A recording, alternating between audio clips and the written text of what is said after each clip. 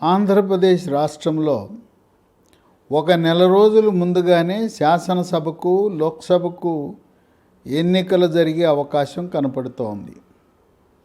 ఫిబ్రవరి 20న ఎన్నికల నోటిఫికేషన్ జారీ చేసి మార్చి 10-15 మధ్యలో తెలుగు రాష్ట్రాలైన ఆంధ్రప్రదేశ్, తెలంగాణలో ఎన్నికలు నిర్వహించాలనే ఊహాగానాలు ఉన్నాయి. ఇటువంటి తరుణంలో తెలంగాణ రాష్ట్రంలో బీఆర్ఎస్ పార్టీకి గల ఓటమి కారణాలను విశ్లేషించి కేసీఆర్ ఒక 45 మంది ఎమ్మెల్యేలపై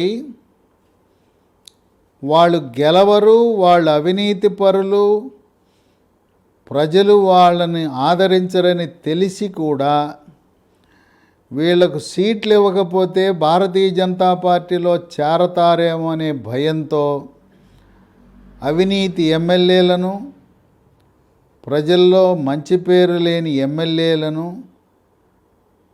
పార్టీ తరపున పోటీ చేయించటం వల్ల బీఆర్ఎస్ పార్టీ ఓటమి చెందింది. దాన్ని గుణపాఠంగా తీసుకుని మొహమాటం లేకుండా గెలుపు గుర్రాలను మాత్రమే ఎంపిక చేసుకుని ప్రజల్లో అవినీతి ముద్ర, అక్రమార్కుడు, చిక్కడు దొరకడు సినిమా ఆడిస్తాడనే వాళ్ళను మార్చాలనే వ్యూహానికి గడప గడపకు ప్రభుత్వం అనేకసార్లు హెచ్చరికలు జారీ చేసినా జగన్ ఏదో చెప్తుంటాడులే, ఈ గడప గడపకు వెళ్తే ఓట్లు వస్తాయా, ఆఖరి రోజు మనం ఇచ్చే నోట్లు సీసాలతోనే గెలవాలి కానీ గడప లేదు ఏమీ లేదని కొంతమంది నిర్లక్ష్యానికి గురి అయ్యారు. చేయలేం, గడప గడపకు ప్రభుత్వం చేయలేదు, ఏమీ చేయలేదు. ఇప్పుడు మార్పులు చేర్పులకు మరి మొదలుపెట్టాడు జగన్మోహన్ రెడ్డి. ఇంకా అధికారికంగా ప్రకటన చేయకపోయినా ఊహాగానాలు, వాళ్ళకి ఎమ్మెల్యేని పిలిచి కౌన్సిలింగ్ చేసి మీకు ఇవ్వటం లేదు సీటు, అధికారంలోకి వస్తే మిమ్మల్ని గౌరవిస్తానని చెప్పాడు. సరే, కొంతమంది ఎమ్మెల్యేలు పార్టీ మారుతున్నారు, కొంతమంది అలానే ఉన్నారు, వాళ్ళ విజయ అవకాశాలను బ్యారేజ్ వేసుకున్నారు. ఇప్పుడు ప్రధానంగా తూర్పుగోదావరి, పశ్చిమ గోదావరి, కృష్ణా జిల్లా, అలాగే నెల్లూరు జిల్లా మీద కూడా దృష్టి సారించారు. ఇక్కడ తూర్పుగోదావరి జిల్లాలో Pithapuram Pendem Dorababu sitting MLA seat ఇవ్వనని చెప్పారు. ఇంకా ఆయన జనసేన పార్టీ నాయకులతో చర్చించి జనసేన పార్టీలో చేరి తూర్పుగోదావరి జిల్లాలో పోటీ చేయాలని ఆలోచన ఉన్నారు. ఎవరైతే వైఎస్ఆర్సీపీ పార్టీలో సీటు రాలేదో సిట్టింగులు, వాళ్ళు జనసేన తెలుగుదేశం పార్టీలో చేరి అయ్యా మాకు అవకాశం ఉంటే ఎమ్మెల్యేగా పోటీ చేస్తాం, లేదంటే మాకు ఎమ్మెల్సీగా అవకాశం కల్పించండి, రాజ్యసభ అవకాశం ఇవ్వండి, కార్పొరేషన్ ఇవ్వండి అని వాళ్ళు ఒప్పందం కుదుర్చుకుంటున్నారు, హామీ పొందుతున్నారు. జనసేన అధినేత పవర్ స్టార్ పవన్ కళ్యాణ్ నుంచి, చంద్రబాబు నుంచి హామీ పొంది పార్టీలు మారుతున్నారు. వైఎస్ఆర్సీపీ నుంచి తెలుగుదేశం, జనసేనలో చేరుతున్నారు. పత్తిపాడు పర్వత పూర్ణచంద్ర ప్రసాద్ సిట్టింగు, ఆ సిట్టింగ్ ఎమ్మెల్యేకి సీటు నిరాకరించారు. ఆయన కూడా పార్టీ మారే ఆలోచనలో ఉన్నాడు. పత్తిపాడికి కాకినాడ లోక్సభ సభ్యురాలుగా ఉన్న వంగా గీతను తెచ్చిపెట్టాలనే ఆలోచనలో ఉన్నారు. కాకినాడ లోక్సభకి ముద్రగడ్డ పద్మనాభాన్ని ఒప్పించి వైఎస్ఆర్సీపీ తరఫున కాకినాడ లోక్సభకు నిలబెట్టాలనే ఆలోచనలో జగన్ ఉన్నాడు. ఇక పి గన్నవరం కొండేటి చిట్టుబాబుకి సీటు నిరాకరించారు. జగ్గంపేట జ్యోతుల చంటిబాబు నీకు సీట్ లేదన్నారు. ఈ చంటిబాబు అమలాపురం మాజీ మంత్రి మెట్ల సత్యనారాయణ అల్లుడు తోట నరసింహం, ఆయనకి జగ్గంపేట ఇవ్వాలనే ఆలోచనలో జగన్ ఉన్నాడు. శశిమేర అంటున్నాడు చంటిబాబు శపథం పెట్టాడు, నేను తోట నరసింహాన్ని ఓడిస్తా, వైఎస్ఆర్సీపీ పార్టీని ఓడిస్తా. ఈయన జ్యోతుల చంటిబాబు తెలుగుదేశం పార్టీలో చేరే ఆలోచనలో ఉన్నాడు. వీళ్ళతో పాటు పిఠాపురం, పత్తిపాడు, పి గన్నవరం, జగ్గంపేట ఈ 4 నియోజకవర్గాల్లో ఉండే ఎమ్మెల్యేలకు మీకు సీటు మేము ఇవ్వబోవటం లేదని చెప్పారు. ఇక అమలాపురంలో మంత్రిగా ఉన్న పినిపి విశ్వరూపుని ఆయన శాసనసభకు పోటీ చేయించడం కంటే కూడా అమలాపురం ఎంపీగా పెడితే ఎలా ఉంటుందని ఆలోచన చేస్తున్నారు. రామచంద్రాపురం ప్రాతినిధ్యం వహిస్తూ ప్రస్తుతం మంత్రిగా ఉన్న చెల్లుబోయిన వేణుగోపాలకృష్ణని తెచ్చి రాజమండ్రి రూరల్లో పోటీ చేయించాలని ఉన్నారు. రామచంద్రాపురం సీటు పిల్లి సుభాష్ చంద్రబోస్ రాజ్యసభ సభ్యుడి యొక్క కుమారుడు సూర్యప్రకాష్ కేటాయించాలనే ఆలోచనలో ఉన్నారు. ఇక రాజమండ్రి లోక్సభ సభ్యుడు మారగాని భరత్, ఆయన్ని లోక్సభకు కాకుండా రాజమండ్రి అర్బన్లో పోటీ చేయించాలనే ఆలోచనలో జగన్ ఉన్నాడు. ఇది ఇలా ఉంటే పశ్చిమ గోదావరి జిల్లాలో పోలవరం నుంచి తెల్లం బాలరాజ్ ఎస్టీ సీటు నిరాకరించారు. చింతలపూడి ఎలీషా ఎస్సీ నియోజకవర్గం, ఆ ఎలీషాకు కూడా సీట్ లేదు. ఉండి అక్కడ ప్రస్తుతం తెలుగుదేశం పార్టీ తరఫున రామరాజు ఎమ్మెల్యేగా ఉన్నాడు. అక్కడే వైఎస్ఆర్సీపీ ఇన్ఛార్జిని మార్చాలనే ఆలోచనలు ఉన్నారు. ఉంగుటూరు ఎమ్మెల్యే పుప్పాల శ్రీనివాసరావు, ఆయన కూడా మార్చాలనే ఆలోచనలో ఉన్నది. ఆయనకు కూడా సీటు నిరాకరించే అవకాశం ఉంది. ఈ విధంగా పశ్చిమ గోదావరి జిల్లాలో 4 నియోజకవర్గాలు, పోలవరం, చింతలపూడి, ఉండి, ఉంగుటూరు. ఇంకా కొన్ని మార్పులు ఉండొచ్చు. కృష్ణా జిల్లాకు వస్తే విజయవాడ పశ్చిమ నుంచి ప్రాతినిధ్యం వహిస్తున్న మాజీ మంత్రి వెల్లంపల్లి శ్రీనివాసును మార్చి విజయవాడ నగర మేయర్గా ఉన్న బీసీ సామాజిక వర్గానికి చెందిన భాగ్యలక్ష్మిని పరిశీలిస్తున్నారు. విజయవాడ సెంట్రల్ మల్లాది విష్ణు బ్రాహ్మణ సామాజిక వర్గం, ఆయన మంత్రి పదవి ఆశించాడు, అది రాలేదు. ఇప్పుడు సీటు కూడా కష్టతరమైంది. ఆయన్ని మార్చి బండి పుణ్యశీల, గతంలో కార్పొరేటర్గా ప్రతిపక్షంలో ఉన్నప్పుడు పోరాటం చేసింది, ఇప్పుడు ఏపీ ఇండస్ట్రియల్ డెవలప్మెంట్ కార్పొరేషన్ చైర్పర్సన్గా ఉంది. బండి పుణ్యశీల బ్రాహ్మలు, ఆమె భర్త ఎస్సీ. ఆ విధంగా బ్రాహ్మణ ఎస్సీ ఇద్దరు ఉన్నారు ఒకే ఇంట్లో కనుక 2 వర్గాలను ఆకర్షించవచ్చని ఆమె పేరు పరిశీలనలో ఉంది. పెడనలో జనసేన పార్టీ పోటీ చేస్తున్నందువల్ల జోగి రమేష్ ఓడిపోతాడని జోగి రమేష్ని తెచ్చి ప్రస్తుత మంత్రి విజయవాడ పార్లమెంట్లో పోటీ చేయించాలనే ఆలోచనలు ఉన్నారు. ఇంతవరకు స్వాతంత్రం వచ్చిన తర్వాత విజయవాడ పార్లమెంటు పరిధిలో ఏ రాజకీయ పార్టీ తరపున బీసీ సామాజిక వర్గం నుంచి గెలిచిన దాఖలాలు లేవు. ఏ పార్టీ గెలిచినా అభ్యర్థులు ఇద్దరు కూడా కమ్మ సామాజిక వర్గం, 3 ఉంటే 3 కూడా కమ్మ సామాజిక వర్గం. గెలిచిన అభ్యర్థి ఎప్పుడూ కూడా ఏ రాజకీయ పార్టీ అయినా కమ్మ సామాజిక వర్గం వారే విజయవాడ గెలుస్తారు. అవినిగడ్డలో ఉన్న సింహాద్రి రమేష్ బాబుని మార్చాలని ఉన్నారు.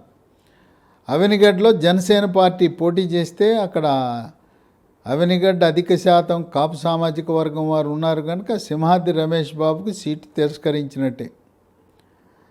ఇక నెల్లూరు జిల్లాలో ఆసక్తికరమైన పరిణామాలు జరుగుతూ ఉన్నాయి, ఊహాగానాలు ఉన్నాయి. నెల్లూరు సిటీలో మాజీ మంత్రి డాక్టర్ అనిల్ కుమార్ యాదవ్, ఆయన బాబాయితో ఉన్న అభిప్రాయ భేదాలు, తగాదాలు, ఒకరికొకరు సహకరించుకోకపోవటం, అందువల్ల అనిల్ కుమార్ యాదవ్ సర్వేల్లో గెలవడని రావటం వల్ల డాక్టర్ అనిల్ కుమార్ యాదవ్ని తప్పించి వేరే అభ్యర్థిని పరిశీలిస్తున్నారు.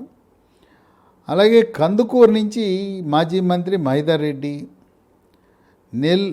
కావల్ నుంచి సిట్టింగ్ ఎమ్మెల్యే ప్రతాప్ కుమార్ రెడ్డి, ఈ ముగ్గురిని కూడా నెల్లూరు పార్లమెంట్ పరిధిలో మార్చే అవకాశాలు ఉన్నాయని ఇప్పటికే జిల్లా పార్టీ అధ్యక్షుడు వేమిరెడ్డి ప్రభాకర్ రెడ్డి విపిఆర్ ఒక నివేదిక సమర్పించాడని, ప్రస్తుత ముగ్గురు ఎమ్మెల్యేలుగా ఉన్నారు. మహిదర్ రెడ్డి కందుకూరు నుంచి, కావల్ నుంచి ప్రతాప్ కుమార్ రెడ్డి, నెల్లూరు సిటీ నుంచి అనిల్ కుమార్ యాదవ్, ఈ ముగ్గురు కూడా కలిసి భేటీ చేశారు.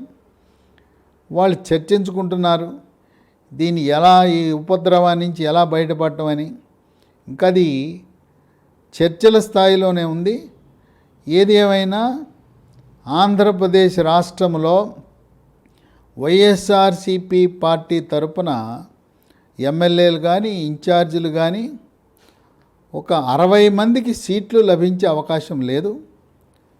ఇక కొన్ని మార్పులు ఉంటాయి, నియోజకవర్గాల మార్పులు, లోక్సభ సభ్యులను అసెంబ్లీకి పోటీ చేయించడం, ఎమ్మెల్యేలుగా ఉన్నవారిని లోక్సభకు పోటీ చేయించడం, ఆ విధంగా కొంతమందిని రాజ్యసభ సీట్ ఇస్తామని చెప్పి పక్కనుంచటం, ఈ విధంగా మార్పులు చేర్పులకు రంగం సిద్ధం చేసుకున్నాడు జగన్మోహన్ రెడ్డి. అయితే వీళ్ళు చాలామంది మళ్ళీ జగన్మోహన్ రెడ్డి గెలుస్తాడో లేదో నమ్మకం లేదు, ఎందుకు వచ్చిన అవకాశం పోగొట్టుకోవటం అని చెప్పి జనసేన పార్టీలో కొంతమంది చేరుతున్నారు, కొంతమంది తెలుగుదేశం పార్టీలో చేరుతున్నారు. అక్కడ కొన్ని హామీలు పొందుతున్నారు. ఎక్కడైతే ఖాళీలు ఉన్నాయో, పొలిటికల్ వ్యాక్యూమ్ ఉందో అక్కడ సీట్లు లభిస్తాయి.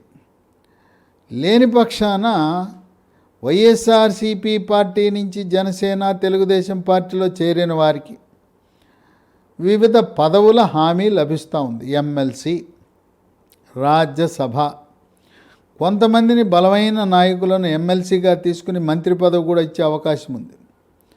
కార్పొరేషన్లు, మేయర్లు, ఈ విధంగా వాళ్ళకిచ్చే హామీలు. వాళ్ళకే కాకుండా కొంతమంది నాకు పర్వాలేదు నా కుటుంబ సభ్యులకి ఇవ్వమని కూడా కోరుతున్నారు. కుటుంబ సభ్యులు వారసులకు కూడా సీట్లు ఇవ్వడానికి జనసేన తెలుగుదేశం పార్టీ వాళ్ళ భవిష్యత్తు దృష్ట్యా వైఎస్ఆర్సిపి పార్టీకి అంటిపెట్టుకుని ఉంటారనే నమ్మకం ఏమి లేదు. ఇప్పటికే ధిక్కారణ ధోరణులు, ధిక్కార స్వరాలు వినిపిస్తున్నాయి. ఎవరైతే సిట్టింగ్ ఎమ్మెల్యేలకు సీట్లు నిరాకరించారో వాళ్ళ నియోజకవర్గ పరిధిలో వివిధ మండలాల్లో సభలు సమావేశాలు పెడుతున్నారు, అభిప్రాయ సేకరణ తీసుకుంటున్నారు. వాళ్ళ అనుచరులు, హితులు, సన్నిహితులను ఏం చేద్దాం, మనం ఏ పార్టీకి వెళ్దాం, ఎలా చేద్దాం, మనం ముందుకు అడుగులు ఎలా వేద్దామని చెప్పి వాళ్ళని సంప్రదిస్తున్నారు. ఈ విధంగా 60-70 మందిని మార్చటం వల్ల జగన్మోహన్ రెడ్డికి కలిసి వస్తుందా, లేదు గెలుపు ఓటమి మధ్యలో 5,000 లోపే, అంటే ఒక పెద్ద గ్రామం లేదా 2 చిన్న గ్రామాలు ప్రభావితం చేయొచ్చు కనుక ఈ తొలగించిన సీటు ఇవ్వని ఎమ్మెల్యేల ప్రభావము, వాళ్ళ యొక్క అనుచరగణము, బంధువులు, వాళ్ళ దెబ్బకు పార్టీ మరి కకావికలై ఓటమి దిశగా అడుగులు వేస్తుందా అనేది విశ్లేషకులు, ఇది కొంచెం కష్టతరమైన విషయమే. ఎంతమందిని మార్పు చేస్తే వాళ్ళందరి వ్యతిరేకతను మనం తట్టుకుని కొత్త అభ్యర్థులు 2 నెలల్లో స్థిరపడటం అనేది కష్టతరమని, అందువల్ల ఈ అభ్యర్థుల మార్పు జగన్మోహన్ రెడ్డి వైఎస్ఆర్సిపి పార్టీని కొంపముంచుతుందేమో అని కొంతమంది విశ్లేషకులు భావిస్తున్నారు. ఏది ఏమైనా ధైర్యంగా జగన్మోహన్ రెడ్డి మార్పులు చేర్పులు చేసుకుంటూ ఒక్కొక్కరిని పిలిచి అక్కడ ముందు మిథున్ రెడ్డి, సజ్జల రామకృష్ణారెడ్డి వాళ్ళిద్దరూ మాట్లాడిన తర్వాత ఫైనల్గా ఆఖరికి జగన్మోహన్ రెడ్డి దగ్గరికి వెళ్ళి ఆయన చెప్పే మాటలు విని ఆయన ఓదార్పుకి మరి సంతృప్తి చెందుతారా, ధిక్కార స్వరము వినిపిస్తారా అనేది ప్రశ్నార్థకమే. ఇదిలా ఉంటే ప్రశాంత్ కిషోర్ వ్యూహకర్త గతంలో 2014 నుంచి 19 వరకు రకరకాల విశ్లేషణలు, సర్వేలు, వ్యూహాలు రచించి కోడికత్తి కేసు ఆ రచన కూడా అది ప్రశాంత్ కిషోర్ వల్లనే అది జరిగింది. ఆయన సలహా మేరకే కోడికత్తితో జగన్మోహన్ రెడ్డి పొడిపించుకున్నాడనే ఆరోపణలు ఉన్న తరుణంలో ప్రశాంత్ కిషోర్ లేని లోటు జగన్మోహన్ రెడ్డికి ఏ విధంగా నష్టం జరుగుతుందనేది కొంతవరకు ఇది పార్టీలో ఒక ఆలోచన, చర్చ జరుగుతూ ఉంది. ఎమ్మెల్యేలు అందరూ కూడా భయంగా మన మీద వేటు పడుతుందా, లేదు మన నియోజకవర్గం మారుస్తారా, ఆఖరి నిమిషంలో నియోజకవర్గం మారిస్తే మన అక్కడ ఆదరిస్తారా, ఇవన్నీ కూడా ప్రశ్నలు వారిని వేధిస్తున్నాయి. ఏదేమైనా వైఎస్ఆర్సీపీ పార్టీ శ్రేణుల్లో ఎవరు మన ఎమ్మెల్యే అభ్యర్థి కాబోతున్నాడనే ఒక ఆందోళన, మరి కన్ఫ్యూజను, గందరగోళం నెలకొనున్నది. కేవలం సర్వేల ఆధారంగానే సీట్లు కేటాయించటం అనేది ఎంతవరకు ఆశాజనకమైన ఫలితాలు వస్తాయి అనేది కాలమే నిర్ణయిస్తుంది. మరి ప్రస్తుతానికి మూడు రాజధానులు అంటున్న జగన్మోహన్ రెడ్డికి అమరావతి రాజధానిని మార్చే ప్రక్రియ గట్టిగా, బలంగా షాకు తగలబోతుందని విశ్లేషకులు భావిస్తున్నారు. కృష్ణా జిల్లాలో ఉండే 16, గుంటూరు జిల్లాలో ఉండే 17, పశ్చిమ గోదావరి జిల్లాలో ఉండే 15, తూర్పుగోదావరి జిల్లాలో ఉండే 19తో కలిపి 67 నియోజకవర్గాలలో ఈ 4 జిల్లాల్లో కమ్మ, కాపు, బీసీలు అధికంగా ఉన్న ఈ జిల్లాల్లో అమరావతి రాజధానిని మార్చాడనే కోపము, ఆగ్రహం 67లో 60 సీట్లు పైగా జనసేన, తెలుగుదేశం పార్టీ, భవిష్యత్తులో బీజేపీ కలిస్తే బీజేపీ వాళ్ళు కైవసం చేసుకుని ఎట్టి పరిస్థితుల్లో కూడా జగన్మోహన్ రెడ్డి ఈ అమరావతి రాజధాని మార్పు అనే అంశంపై ప్రజల యొక్క ఆగ్రహాన్ని తట్టుకునే పరిస్థితి లేదు. ఎందుకంటే ఎన్నికల ముందు మేము అధికారంలో వస్తే అమరావతిని రాజధానిగా అభివృద్ధి చేస్తామని దొంగ మాటలు చెప్పి అబద్ధాలు ప్రచారం చేసి మరి తెప్ప దాటే వరకు ఓడమల్లన్న అని తెప్ప దాటిన తర్వాత బోడెమల్లన్న అన్నాక నది తెప్ప దాటిన తర్వాత తెప్ప తగలదేసిన చందాన అమరావతి రాజధాని మార్పు అది పెద్ద షాకు వైఎస్ఆర్సీపీ పార్టీకి ఇవ్వబోతూ ఉంది. ఇంకోటి, ఈ రోజున రోడ్లు ఎక్కడ చూసినా గ్రామీణ రోడ్లు, పట్టణ రోడ్లు. ఆంధ్రప్రదేశ్ ట్రేడ్ మార్క్ అంటే గుంతల రోడ్డు అని చెప్పి ప్రపంచ దేశాలలో ఉండే తెలుగు వారందరూ కూడా చర్చించుకుంటున్నారు. మరి ఓటు వేయడానికి ఆ గుంతల రోడ్లపై వెళ్ళాలి కనుక ఈ 2 నెలల కాల వ్యవధిలో గుంతలు పూడ్చలేరు, రోడ్లు సరిచేయలేరు కనుక ఆ ఒక్క అంశము గుంతల రోడ్లు అనేది వైఎస్ఆర్సీపీ పార్టీ ఘోర పరాజయం చెందేలా చేస్తుందని విశ్లేషకులు భావిస్తున్నారు. ఏదేమైనా మార్పులు, చేర్పులు ఎంతవరకు కలిసి వస్తాయి అనేది ప్రశ్నార్థకమే అని రాజకీయ విశ్లేషకులు భావిస్తున్నారు.